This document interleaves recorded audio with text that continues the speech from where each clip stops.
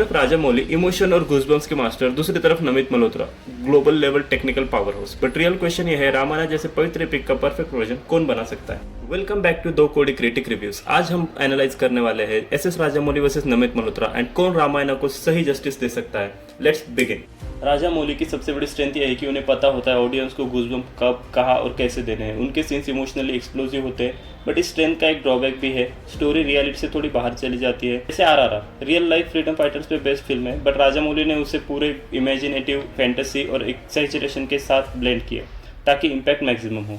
But Ramayan एक spiritual और culturally rooted text है। इसको फैंटेसी से ज़्यादा ऑनेस्टी चाहिए, डेप्थ चाहिए, रूटेड इमोशंस चाहिए। अगर राजामौली रामायण बनाते तो goosebumps guaranteed, scale mind blowing होता, बट कहानी थोड़ी स्टाइलाइज्ड होती, लार्जर देन रियलिटी हो जाती। नमित मल्होत्रा एक डायरेक्टर नहीं, वो एक इंटरनेशनल फिल्म मेकिंग आर्किटेक्ट है। उनकी रामायण में जुड़े हैं Hollywood cinematographers, VFX supervisors, stunt और even Hans Zimmer level composers. मतलब विजुअल सेंस होंगे, प्रोडक्शन वैल्यू इंटरनेशनल लेवल होगी, पर यहाँ एक रिस्क है। International talent means international sensibility. Hans Zimmer दुनिया के बेस्ट कंपोजर है, बट क्या वो रामायण की आत्मा समझ पाएंगे? क्या वो एक इंडियन कंपोजर जैसा स्पिरिचुअल वेट दे पाएंगे? ये इससे पहले भी हुआ था। छावा में AR रहमान ने म्यूजिक दिया था, बट म्यूजिक ही फिल्म का वीकेस्ट पॉइंट बन गया था। नॉट बिकॉज AR रहमान एक अच्छे म्यूजिक डायरेक्टर नहीं है, बट बिकॉज रीजनल स्टोरीज को रीजनल स्केल चाहिए, जैसे अजय अतुल ने तानाजी में दिया था। जो अगर ऐसे ही कोई महाराष्ट्रियन म्यूजिक डायरेक्टर या फिर अजय अतुल खुद ही छावा में म्यूजिक दे तो मूवी का लेवल और बढ़ जाता। तो अगर राजामौली के साथ चलते हैं तो हमें इमोशंस मिलेगा, डिवोशंस मिलेगा, गूजबम्प्स मिलेंगे, लेकिन नमित मल्होत्रा के साथ हमें मिलेगा स्केल्स, प्रिसीजन्स और ग्लोबल अपील। रामायण को दोनों एलिमेंट्स की ज़रूरत है, बट प्रियोरिटी क्या होनी चाहिए, यही सबसे इंपॉर्टेंट क्वेश्चन है।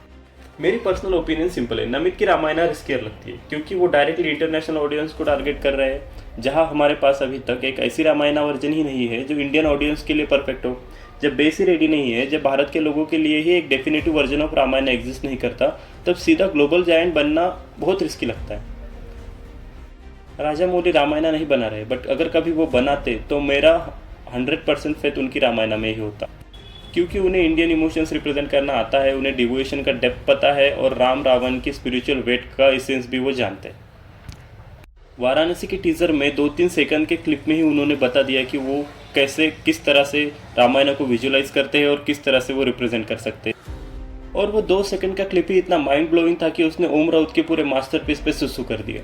तो अगर टारगेट है ग्लोबल स्पेक्टेकल तो नमित मल्होत्रा एक बेटर क्रिएटर है टू मेक रामायण, और अगर टारगेट है rooted emotions and larger than life representation of Ramayana तो राजामौली ही जीत जाते हैं। बट सच बात बताओ, बेस्ट रामायण तब बनेगी जब दोनों का ब्लेंड होगा, राजामौली की डायरेक्शन एंड नमित मल्होत्रा का visual scale plus technology. That combination can create the ultimate Ramayana of our generation. Comment में लिख देना कि आप किस क्रिएटर पे ज्यादा भरोसा रखते हैं, and I will see you in the next video.